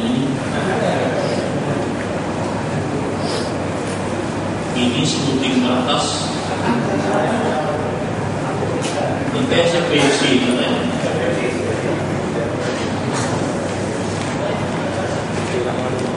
Assalamualaikum warahmatullahi wabarakatuh. Waalaikumsalam warahmatullahi wabarakatuh. Di gang rumah saya ada musola yang biasanya sholat zuhur tidak ada jamaahnya. Lalu saya berinisiatif untuk adzan saat waktu sholat zuhur tiba. Kemudian saya sholat sunnah qabliyah 4 rakaat sambil menunggu jamaah. Pertanyaan, jika jamaah tetap tidak ada, saya iqamah kemudian sholat zuhur, bagaimana niat sholat saya sendiri atau menjadi imam dengan harapan ada jamaah masbuk yang datang? Maka jawabannya dengan niat sendiri, karena waktu itu dia tidak ada jamaah. Karena bagaimana mungkin dia mengatakan dia akan berjamaah kalau itu spekulasi, ya. Ya, dalam ibadah tidak boleh spekulasi. Apakah jika ternyata tetap tidak ada jamaah yang datang sampai sholat saya selesai, saya sudah terlepas kewajiban melaksanakan sholat fardu berjamaah dan mendapatkan keutamaan-keutamanya? Insyaallah taala dia akan mendapatkan pahala yang begitu luar biasa. Mengumandangkan adzan, menjadi sholat berjamaah dengan niatan dia sholat berjamaah, dia akan dapat. Karena Rasulullah SAW bersabda, "Man hamma bihasanatin falahu ajruha, fa in 'amila biha kutiba lahu asyru hasanat." Barang siapa yang berniat untuk mengerjakan satu kebaikan, maka dituliskan baginya satu kebaikan. Jika dikerjakan kebaikan tersebut yang dia niatkan tadi, maka dituliskan baginya 10 kebaikan. Mudah-mudahan orang ini dan semakin diajak, ya, diajak bukan hanya sekedar mengumandangkan adzan saja, tapi juga diajak masjid-masjidnya, kemudian pemuda-pemuda masjidnya untuk mengerjakan sholat berjamaah. Saya sudah melakukan hal tersebut di atas kurang lebih 1 tahun. Namun tetangga yang ada di rumah tetap cuek, malah yang datang ikut berjamaah orang tua, namun tidak tiap hari ada. Bagaimana sikap saya? Apakah saya sholat zuhur di masjid lain saja? Namun kasihan jika ada yang datang saat saya ke masjid lain. Tetap di masjid dia, karena dia sudah membukakan pintu kebaikan untuk orang lain. Ya, dan ini termasuk menyebarkan syiar Islam, dan dia termasuk berdakwah dengan sikapnya tersebut. Mudah-mudahan dia mendapatkan pahala dari Allah Subhanahu wa taala. Atau saya dan ingat 1 tahun bukan ukuran. Nabi Nuh alaihi salam berdakwah berapa? 950 tahun. Nabi Muhammad sallallahu alaihi wasallam 13 tahun. Yang dapat cuma beberapa orang. Ya, ini jadi 1 tahun bukan ukuran. Mudah-mudahan digunakan orang yang mengerjakan sholat berjamaah. Atau saya tetap melaksanakan seperti kondisi pertanyaan pertama, tetap saja seperti pertama. Bagaimana kriteria musala bisa disebut masjid sehingga didirikan sholat tahiyatul masjid? Apakah minimal 3 dari 5 sholat fardu didirikan berjamaah di musala tersebut? Tidak ada batasan sebenarnya. Musala bisa di tahiyatul masjid. Yang di tahiyatul masjid adalah masjid. Karena Rasulullah SAW bersabda, "Idza dakhala ahadukumul masjid." Jika salah seorang di antara kalian masuk ke dalam masjid, maka Imam Bukhari menjawab bahwasanya yang di sholat tahiyatul masjid yang hukumnya sunnah muakkadah menurut jumhur ulama dan wajib menurut ulama para peneliti, dan itu yang lebih condong kepadanya, yaitu adalah masjid yang terdapat di dalamnya hukum-hukum masjid, seperti tidak diperbolehkan jual beli di dalamnya, tidak diperbolehkan mencari barang hilang di dalamnya, dalamnya, dididikan sholat 5 waktu di dalamnya. Ada pendidikan batasan minimal 3 kali sholat fardu, tidak ada batasannya. Jangan kita membatas-batasi dalam agama Allah Subhanahu wa taala, tidak ada dalilnya. Allah. Assalamualaikum warahmatullahi wabarakatuh. Waalaikumsalam warahmatullahi wabarakatuh. Tadi menjelaskan bahwa laki-laki yang tidak ada uzur wajib sholat berjamaah di masjid. Kasus saya tadi antri mau beli bensin dari pukul jam 11 siang sampai waktu azan, biar belum berhamat. Mun ada kekawanan yang menyebabkan itu antrian itu kekawanan biar dekat. Penyebab pertama ada ini. Banyak sekali dosanya. Orang tidak sholat berjamaah, orang tidak bisa mengantar orang yang mungkin lagi dalam keadaan darurat, dan mungkin saja di sana banyak orang-orang yang terzalimi yang berdoa, kabul doanya. Hati-hati. Da'watul mazlum laisa bainahu wa bainallahi hijab. Doa orang yang terzalimi tidak ada batasannya antara dia dengan Allah. Saya pernah, seorang dosen saya ingat, Syekh Anis Abdullah Ta'ala. Beliau adalah seorang berkeluarga dari negara Arab Saudi, tapi asli Indonesia, asli Semarang. Tapi sudah mengotak bahasa Arabnya, kalau bisa bahasa Indonesia. Suatu ketika, jadi Pir kalau melihat Facebook itu orang Indonesia, tapi kalau bahasa Indonesia tidak bisa. Nah, suatu ketika beliau tidak masuk, padahal beliau orang yang paling semangat untuk ngajar. Satu hari tidak masuk hampir sampai seminggu. Ternyata tangan beliau sakit. Kita tanya, kenapa saya tidak masuk? Tangan saya sakit. Saya ingat apa dosa saya? Saya ingat dosa apa saya pernah kerjakan. Ternyata mungkin dosanya itu. Suatu ketika saya terlalu tergesa-gesa masuk warung, kegetok orang. Orang tersebut saya tidak dengar dengan jelas dia mengucapkan sesuatu, tapi saya karena tergesa-gesa, dan itu pun tidak saya sengaja, saya akhirnya tangan yang biasa saya gunakan untuk menulis, karena memang beliau kerjaannya menulis dan membaca, ini tidak bisa digerakkan. Doanya orang yang dizalim itu kabul. Hati-hati. Siapa saja yang hadir di sini mempunyai hubungan dengan orang yang parah-parah yang menyebabkan seperti itu, cepat ini kita bertobat kepada Allah Subhanahu. Cepat ini bertobat kepada Allah Subhanahu. Coba lihat, karena salat berjamaah itu. Kasusnya saya tadi antri mau beli bensin dari pukul 11 siang sampai waktu azan zuhur. Mobil saya belum didapat giliran diisi bensin. Mau keluar antrian tidak mungkin, mau ditinggal juga tidak mungkin. Apakah saya tidak melaksanakan sholat berjamaah termasuk uzur? Padahal saya mendengar azan. Datangi sholat berjamaah. Kenapa?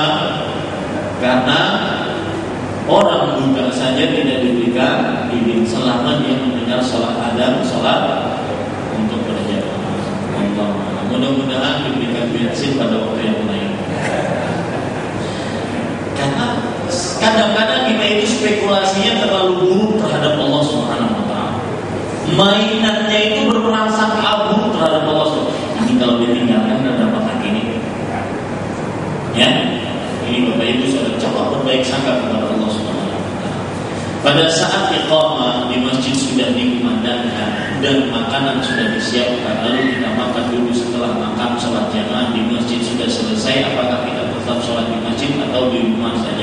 Kalau jamaahnya masih ada, maka tetap sholat di masjid.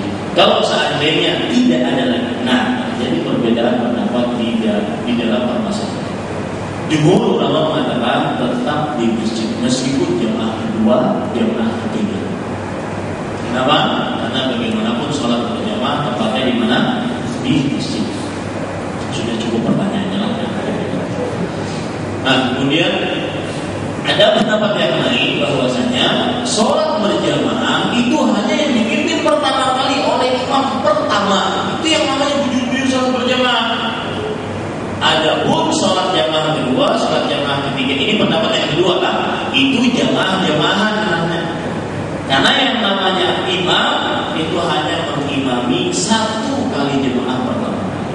Makanya ada imam tetap. Maka wallahu alam pendapat yang lebih benar boleh berjamaah kedua, boleh berjamaah ketiga, keempat. Tetapi ini tidak menjadikan kita lemah dan malas dalam menghadiri sholat jemaah pertama. Dalilnya apa? Dalilnya yaitu bahwa Rasul Shallallahu Alaihi Wasallam pernah bersabda kepada salah seorang di antara para sahabatnya yang ingin sholat subuh terlambat. Kata Nabi Muhammad SAW kepada para sahabatnya, "Man yatasaddaqu ala hada?" Siapa yang bersedekah terhadap orang ini? Artinya siapa yang hendak mengawali sini untuk sholat berjamaah. Kenapa? Karena orang ini terlambat. Lalu harus ada yang menemaninya agar dia mendapatkan sholat berjamaah. Wallahu a'lam. Bagaimana hukum orang tua yang anaknya sudah balik tapi tidak memakai jilbab? Maka orang tuanya harus berusaha semaksimal mungkin. Selama orang tuanya berusaha dan semaksimal mungkin anaknya tidak mau mentaati orang tuanya, maka Allah Subhanahu wa taala berfirman, "La taziru wazratun wizra ukhra." Dosa tidak akan dipikul oleh orang yang selain pelaku dosanya. Yang melakukan dosa yang memikulnya, asalkan dengan catatan tadi apa? Orang tuanya berusaha semaksimal mungkin. Wallahu a'lam. Bagaimana hukumnya seorang mukallaf tidak ikut sholat berjamaah tanpa wudu? Maka hukumnya dia berdosa, berdosa telah tidak mengerjakan kewajiban dia. Berdosa tidak mengerjakan kewajiban dia. Karena yang namanya wajib itu adalah definisinya perintah yang sangat ditekankan untuk dikerjakan. Dan nilainya apabila dikerjakan mendatangkan pahala dan ditinggalkan berdosa. Itu nilai, bukan definisi. Kalau definisi itu adalah suatu perintah yang ditekankan untuk dikerjakan. Itu wajibnya. Nilainya tadi. Bagaimana hukum sholat berjamaah di musola atau langgar yang dikumandangkan adzan dan iqamah? Ya, boleh. Sholat berjamaah di musola atau langgar yang dikumandangkan adzan dan iqamah boleh. Ya, silahkan sholat di sini. Adakah sholat tahajud di bulan Ramadan? Maksudnya dia sudah sholat taraweh mau sholat tahajud boleh. Jadi gini, dalam bahasa sholat malam itu ada namanya qiyamul lail. Qiyamul lail itu adalah ibadah-ibadah terutama sholat yang dikerjakan pada malam. Di dalam bulan Ramadan ada namanya qiyamul lail berbentuk sholat tarawih. Sholat tarawih adalah sholat yang dikerjakan di malam hari pada malam hari bulan Ramadan. Kenapa disebut dengan sholat tarawih? Karena di antara dua rakaat terdapat istirahat. Sholat tahajud adalah sholat yang biasanya dikerjakan setelah tidur dan boleh dikerjakan ketika bulan Ramadan atau di bulan-bulan yang lain. Dalilnya bahwasanya sholat tarawih adalah sholat yang dikerjakan setelah tidur. Allah Subhanahu wa taala berfirman, "Wa minal laili fatahajjad bihi nafilatan." Dan pada waktu malam bangunlah untuk sholat tahajud sebagai amalan sunnahmu. Ini Bapak Ibu sekalian. Di sana ada sholat malam, ada aktivitas qiyamul lail yang lain yaitu sholat witir. Ini semuanya disebut dengan apa? Qiyamul lail. Allah. Tolong penjelasan, adakah sholat sunat berjamaah selain sholat tarawih? Bisa dikerjakan sholat sunat berjamaah, baik sholat tarawih, sholat tarawih ini, sholat tahajud boleh, tetapi dikerjakan tidak terus-menerus dijadikan kebiasaan. Karena yang dikerjakan oleh Rasulullah hanya sesekali, berjamaah dengan Abdullah bin Abbas, berjamaah dengan Anas bin Malik, boleh dikerjakan. Allah. Pertanyaan selanjutnya, Saya mau tanya, bolehkah anak-anak yang belum balik mengumandangkan adzan di setiap waktu sholat fardu di suatu masjid? Boleh, karena tidak ada batasan seorang mengumandangkan adzan. Ya, cuma dia harus mumayyiz. Mumayyiz itu apa? Bisa membedakan antara yang baik dengan yang Allah. Bagaimana menurut Anda keberadaan portal atau polisi tidur yang ada di setiap jalan kampung? Ini pertanyaannya, ke sholat berjamaah timbul, maka jawabannya menghindari mengambil tindakan preventif yang didasari dengan la dharara wa la dirar boleh, tetapi jangan juga kita mengambil keuntungan sendiri membahayakan orang lain. Kadang-kadang polisi tidurnya terlalu tinggi, orang kena kendaraannya rusak, itu juga berbahaya. Ya, jadi kaedahnya dalam hal seperti ini ada maslahatnya apa, dan la dharara wa la dirar, tidak ada bahaya, tidak membahayakan. Assalamualaikum warahmatullahi wabarakatuh. Waalaikumsalam warahmatullahi wabarakatuh. Ulul usul, kalau seandainya pertanyaan tidak usah. Kenapa? Karena tidak perlu, karena kita sudah bertatap muka. Salam itu baru bertatap muka, baru ketemu.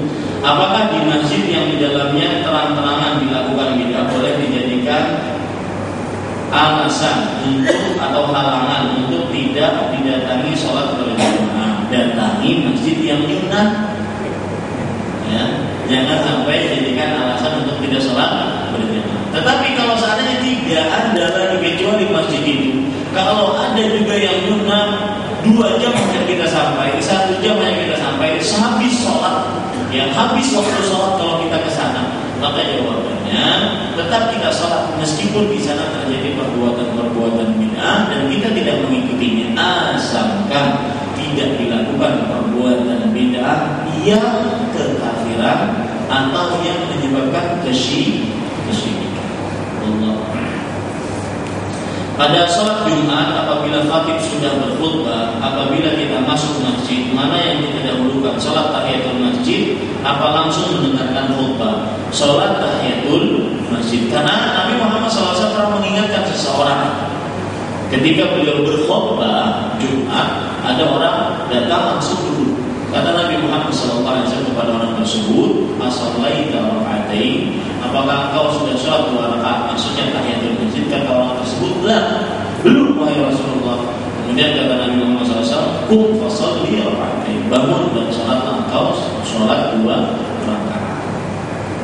Ketika pengajian kemudian masuk waktu isya, kemudian ada isya, kemudian dilanjutkan pengajian lagi, tanya apa dasarnya? Untuk sholat apa saja yang boleh ditunda? Sholat isya khususnya ini diperbolehkan seseorang mengakhirkan waktu. Dasar kita mengakhirkan ini adalah bahwa Nabi Muhammad SAW mengakhirkan adzan dan mengakhirkan iqamah sholat isya. Yang mana Umar bin Khattab radhiyallahu anhu pada waktu itu meminta Nabi agar cepat keluar. Dan itu sudah mau masuk pertengahan malam. Ketika Nabi keluar bersabda kepada Umar, "Innahu la waqtuha laula an asyqa 'ala ummati." Sesungguhnya ini adalah waktunya mengakhirkan isya sampai pertengahan. Itu yang lebih utama. Kalau seandainya aku tidak menyulitkan atas umat. Makanya bilangkan langgar biasa, karena mungkin merasa sulit sampai 8:30, apalagi bahini bola. Nah, makanya komat langsung. Tapi biar aku saja berduduk menghadangi, maka kita mengambil yang lebih utama. Wallahu a'lam. Jadi itu dalilnya. Mohon penjelasan bagaimana maksud dari setiap langkah kita untuk menuju masjid akan dinaikkan derajat kita. Maka maksudnya adalah setiap langkah dijadikan oleh Rasulullah SAW akan menaikkan derajat itu di dalam surga. Ya, menaikkan derajat di dalam surga. Nah, di sini ada pertanyaan lebih detail sebenarnya. derajat surga itu satu derajat ke derajat yang lain itu antara langit dan bumi tingkatannya. Dan surga itu mempunyai 100 derajat. Ini adu derajat. Antara satu ke dua itu antara langit dan bumi. Kalau seandainya langkahnya dan lebih dari 100 bagaimana? Lebih detail lagi langkah. Maksudnya, Bapak Ibu saudara-saudara sekalian, kalau seandainya langkahnya lebih dari 100, yang dimaksudkan naik derajat tersebut adalah dia setiap kali satu langkah naik derajatnya itu juga bukan dari satu ke derajat kedua, tetapi naik derajat. Digambarkan oleh Rasulullah satu langkah satu derajat, satu langkah satu derajat. Bukan yang dimaksudkan satu derajat ke satu di surga, kemudian langkah pertama naik ke derajat kedua, tidak, bukan itu. Ya, Allah. Bagaimanakah posisi saf ketika sholat fardu kifayah? Sekedar berdempetan atau berdempet tetapi tetap menjaga lurus dan rapinya sholat. Berdempetan dan tetap menjaga lurus. Karena sabda Nabi Muhammad SAW, istawu umum. Sawu sufufakum itu umum, baik sholat biasa atau sholat jenazah. Saat masbuk setelah takbir, apakah harus bersedekap seperti sholat biasa? Saat masbuk setelah takbir, apakah harus bersedekap seperti sholat biasa atau tangan lurus seperti i'tidal baru mengikuti gerakan umumnya? Bagus pertanyaannya. Ketika kita masbuk, misalkan imam anggaplah lagi apa? Lagi duduk di antara dua, sebelum lagi salam di sini. Nah, ini pertanyaan lainnya, Ustaz. Mau lagi salam pakai apa?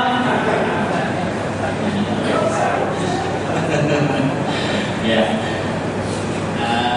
Imam lagi duduk di antara dua sujud. Ya, imam lagi duduk di antara dua sujud. Bagaimana posisi makmum? Takbiratul ihram itu jelas mengangkat kedua tangan Allahu Akbar. Nah, apakah bersedekap ataukah langsung duduk tanpa kita bersedekap?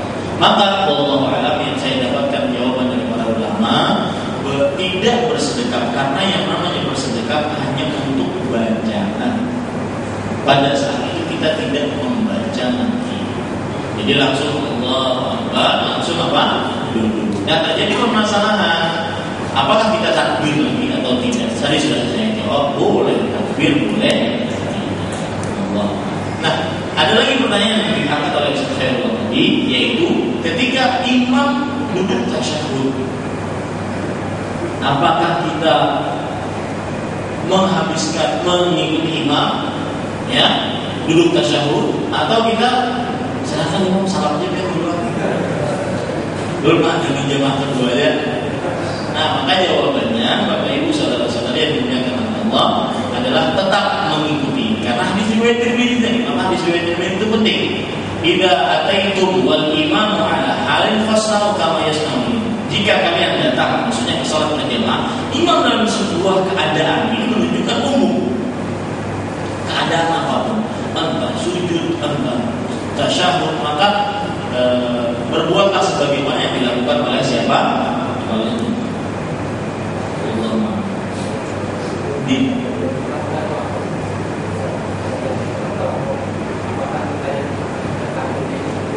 Bagus ya. Pertanyaannya, kalau imam tawadhu di rakaat terakhir, yang entah itu sholat duhur, sholat asar, sholat isya, sholat maghrib, ya, di rakaat terakhir, maka kita yang masbuk ini apakah duduknya tawarruk juga? Tawarruk kalau paham apa? Tawarruk memasukkan kaki kiri ke kaki di bawah kaki kanan, dan kita duduk di atas warak kita ini, pantat kita, burit kita. Ini namanya tawarruk. Iftirash, kenapa disebut iftirash? Karena lengan dari atau betis dari betis kita itu kita rebahkan dan kita duduk di situ. Makanya disebut dengan iftirash. Ya.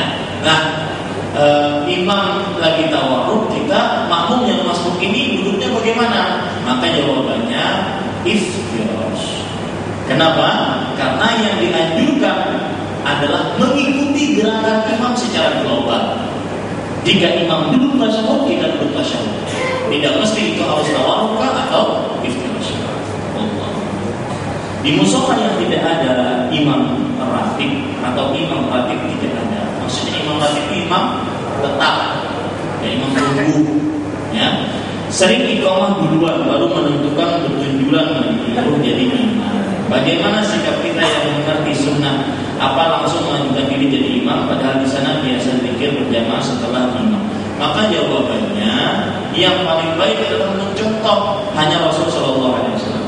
Aqra'ukum li kitabillah, yaitu yang paling baik dalam bacaan Al-Quran. Kalau sama, kira-kira sama jadi bacanya, maka lihat yang paling tua. Nah, mulai saat itu, ya. Jadi, apa? Biar aja gini. Ada kaidah dalam usul fikih al-ithar fil ibadah membuat saling bertunjulan dalam ibadah itu dilarang, ya, karena Allah Subhanahu wa taala berfirman fastabiqul khairat.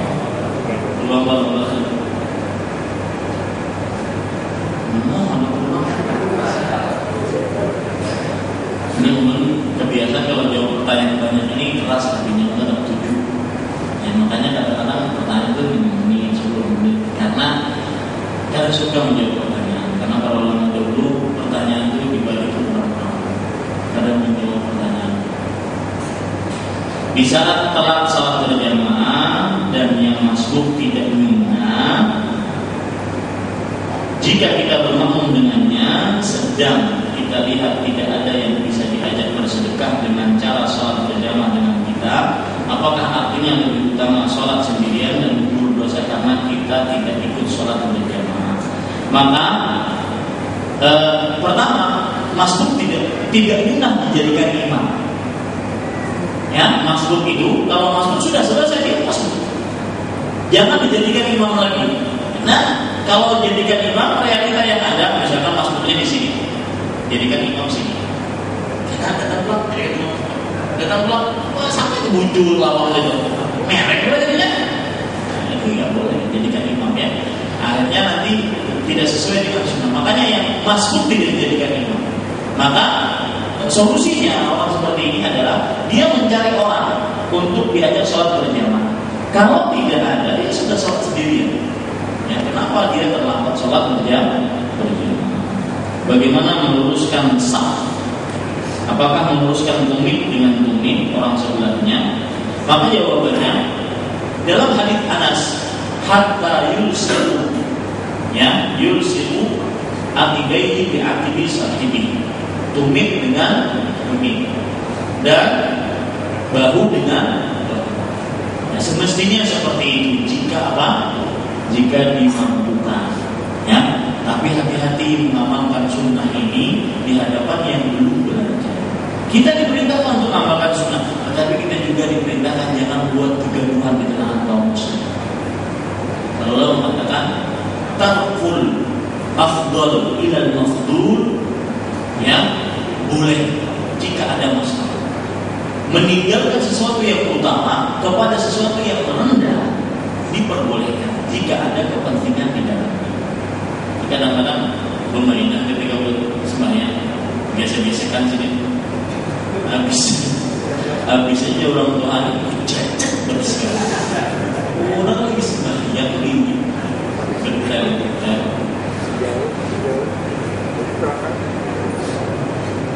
Apakah mata kaki dengan mata kaki? Ya, seperti yang saya katakan, jari kelingking dengan jari, pokoknya ini ya, apa namanya, sisi kaki kita diusahakan didendengkan. Ini pun kalau mampu, karena setiap kaki berbeda-beda. Yang penting kita itu rapat, itu yang jadi ukuran.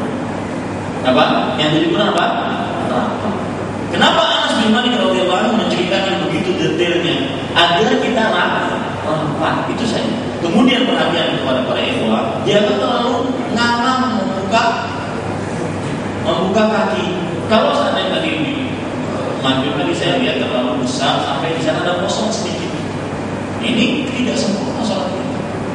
Ya, yang penting itu adalah lengkap dan lurus. Ini yang bisa saya sampaikan. Apa yang